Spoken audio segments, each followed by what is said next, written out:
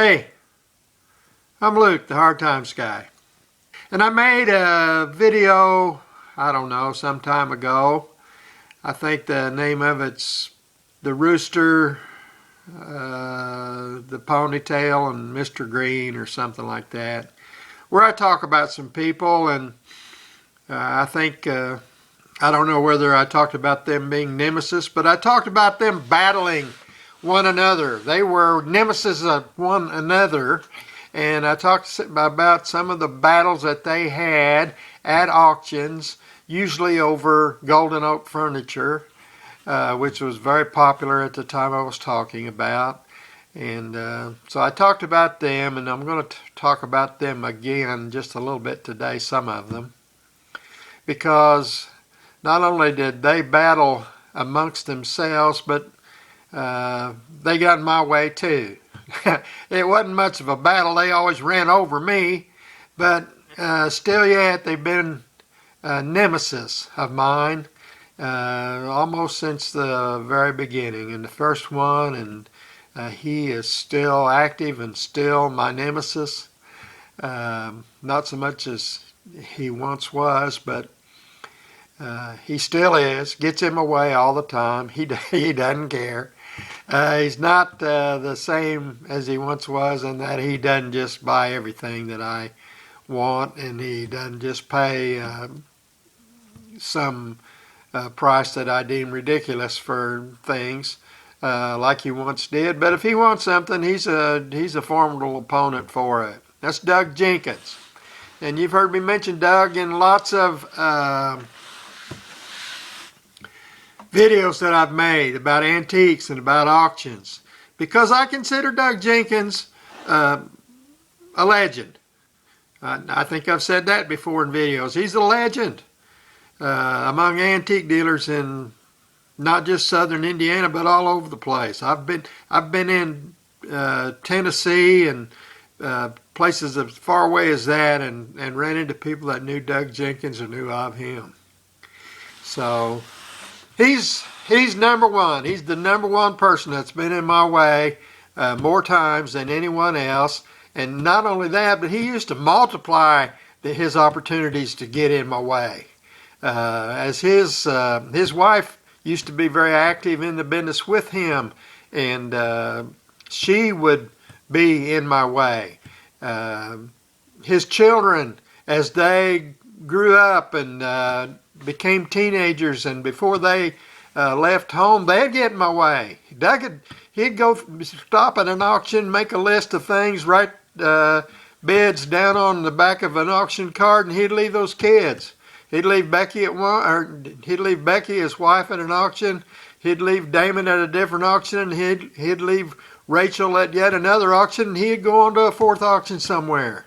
So you could be 4 different places and have Doug Jenkins be bidding against you, because he covered the ground. That man and his family worked hard, have over the years bought and sold an incredible number of antiques.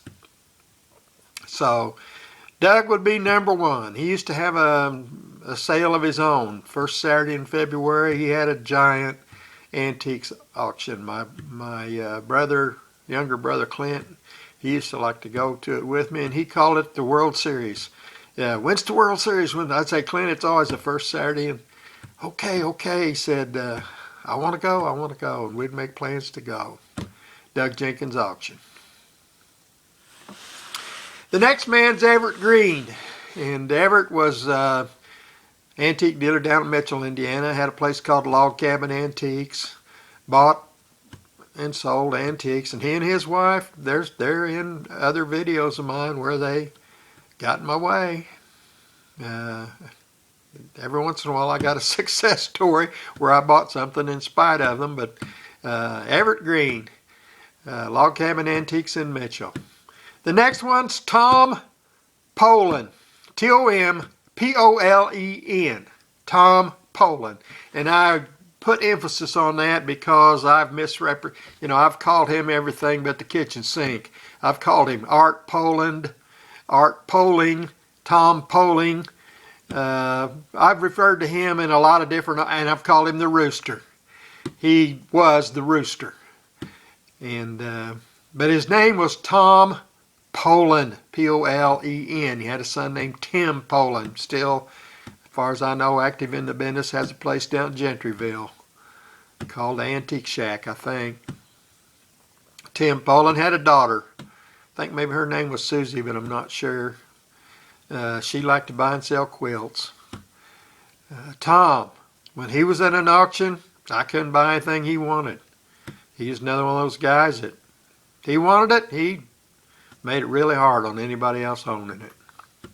Fern Davis. Fern was a lady, white-haired lady. Her shop was in French Lick. And she'd been from the French Lick area for a long time. She bought and sold lots of antiques. She was well known. And she had the thing that I remember about her most was her hats. She usually had some kind of a wide-brimmed hat on. And her vehicle. She drove a 1965 Ranchero, Falcon Ranchero, a white one. And that was her mode of transportation. That's what she hauled her antiques off in. A little white 65 Ford Ranchero. Richard Day. Richard wasn't so much my nemesis. He was. I mean, he was always interested in something if I was interested in it, because he had an antique shop and he bought and sold antiques there in Paola, Yesterday's Antiques. He and his wife Margie, I first met them because they stopped in a shop that I had a booth in and bought things from me, and I dropped by there after work and we became friends. And Betty and I went down to Paola lots of times to their house to visit with them, and we went to their antique shop frequently, and we bought and sold things from each other for a long time. Great people. Richard and Margie Day became friends. Richard taught me a lot. He spoke to me about different things and taught me things about different types of furniture, different techniques for doing things, different ways furniture was built, different eras, different times. Richard was a great friend, and sometimes he would just get out of my way. He kind of wanted me to get out of his way too on something. Richard usually knew getting out of my way wasn't doing him any harm, because someone else like Doug was at the same place. He knew neither one of us was going to buy anything. He'd say to me, "I'll stay out of your way on that if you will stay out of my way on something else," you know. But he knew I wasn't going to be a contender. There's too many other contenders. And then there's Rob Stalker. Rob Stalker was someone interested in the same kind of things I was interested in. He also was an auctioneer, had his auctioneer's license, and had sales occasionally. And a lot of times if he bought something I wanted at a sale, I got another chance at it because he put it in some auction he was having, and I didn't have to bid against him. I could bid at his auctions, which weren't as well attended as, say, Rogers and Bob Allen. And he was from that era of time. Rob Stalker, nice guy. Bud Rollins. Bud Rollins he owned a furniture stripping business. He and his wife Nancy up on I Street there, across the second set of railroad tracks there on the right. Rollins furniture refinishing or stripping. He had a dip tank. He bought and sold oak furniture. He'd buy it with a lot of paint on it, strip it, and have it sitting out there on the street. I bought a lot of things from him after he did that to him, and he bought a lot of things from me in order to do that to things. So he got in my way, but he's one of those guys that you didn't mind him too much because he didn't just run over you like some of the rest of them did, and because he was a customer too, he bought things from me, and I could buy things from him. One thing that I would like to stop now and interject into this is that a lot of factors are involved in what we choose to do at auctions. How much we choose to bid on something, who we choose to bid against or not bid against, what our strategies might be. And most of these cases that I'm talked about today and these people that I've talked about, nearly every one of them, I was no competition for. I just irritated them. I was their nemesis. I got in their way, but they did, and most of them just ran over me. And the ones that didn't run over me, still, we gave each other some respect. But another reason that you deal with a person as a nemesis, and they aren't your enemy, they're just in your way for something you want to do. But the factor that I always was in a position that I had to deal with was some of these people were making their living doing this, and I just felt like it wasn't my right to get in their way when they're trying to make a living, and I'm just out there gomming around with a hobby more or less, even though for a lot of years I sold stuff and made supplemented my income, but I wasn't dependent on it to feed my family. I didn't like to lose money year after year doing it, but so I tried to make money, and but I gave them that leeway. People like Doug Jenkins, Richard Day, Bud Rollins, a lot of those people, they're making their living doing what they're doing, and who am I to interfere with that? And then the second thing about those same people is they bought things from me. They weren't just competition for the things at auction that I wanted. They were my customers. They came here. All those people have been in this building that's behind me and purchased things from me. Doug Jenkins, probably more than any of them. I don't think Evert was ever here, but I hauled some things to him and sold them to him down in Mitchell. Tom Poland wasn't ever here, and Fern Davis wasn't ever here, but I sold Fern some things that I took to her. I don't think I ever sold anything to Tom. Richard, he was here lots of times. He'd come visit Betty and I and have dinner with us. He'd come to my barn lots of times and buy things. Bob Stalker, I bought and sold things from him. Bud Rollins, I already mentioned, bought and sold things from him. Wayne Trogden, I bought and sold things from him. So you don't want to alienate somebody who's also your customer. Just throwing that in, and let's go on with it. Wayne Trogden, another guy. He didn't have a business, but he bought things and redid them, refinished them, or worked them over, fixed them if they needed attention, and then sold them again. And Wayne bought things from me too, and I bought things from Wayne. He lived out on East 50, just past where the old Plaza truck stop used to be. Wayne lived out there, intersection of probably, what is that road, Back Creek? No, that's Mundell, the Mundell Fairview Road. He lived there in the corner of 50 and Mundell Fairview Road. And Wayne Trogden had a brother named Wendell that wrote books. I think he was a co-writer of Damon Bailey's book. And then today's version of those people would be this gal, I think her name's Susan. She's from Mitchell. She's somehow affiliated with that restaurant down there, the Railroad Cafe. And she's got, I don't know where her shop is now. She had a shop there and the building got condemned, and now it's a pool room, or part of it's a pool room. She had to move out of that great big sprawling place, sell a bunch of her stuff, but she's back to doing it again. And she's just one of these people, when you go to an auction, she buys a lot of the same kind of things I buy. She buys a lot of other things too. Her range is wider than mine. But if she wants it, just forget it.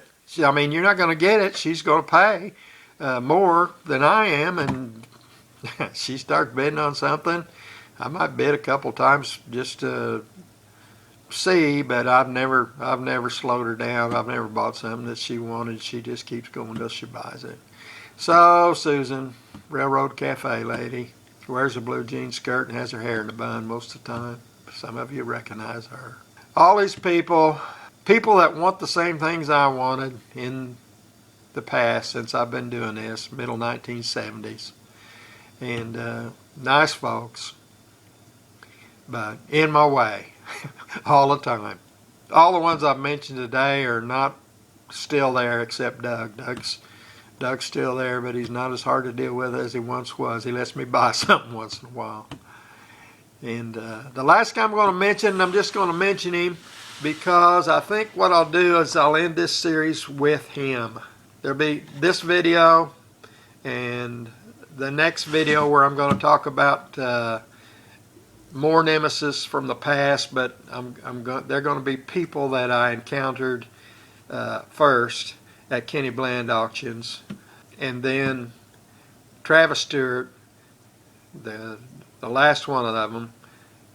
Travis, I'm going to put him in a category by himself, not because he doesn't fit into this other, but because there's a couple other stories that I want to tell that where he was my nemesis, but they aren't stories just where I'm making a video to mention somebody who was a nemesis. They are stories that have their own merit and deal with me or my family in a specific way. And so I'm going to make a video with Travis, about Travis, another one of my nemesis. I've already said that Tom Poland, I've already corrected ways that I've misrepresented his name and called him names that weren't his name and done that. I want to say one more thing. It just brought to my mind. There's a video where I mentioned Tom. It's the video about John Reith.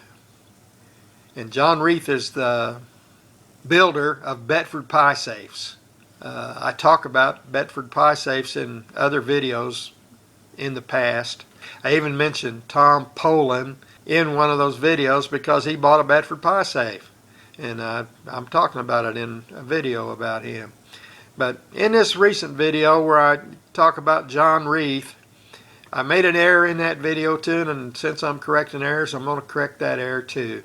About 20 minutes or 22 minutes into that video, I'm talking about finding the Bedford pie safe in a home where it probably sat since it was built in the 1850s until I saw it for the first time.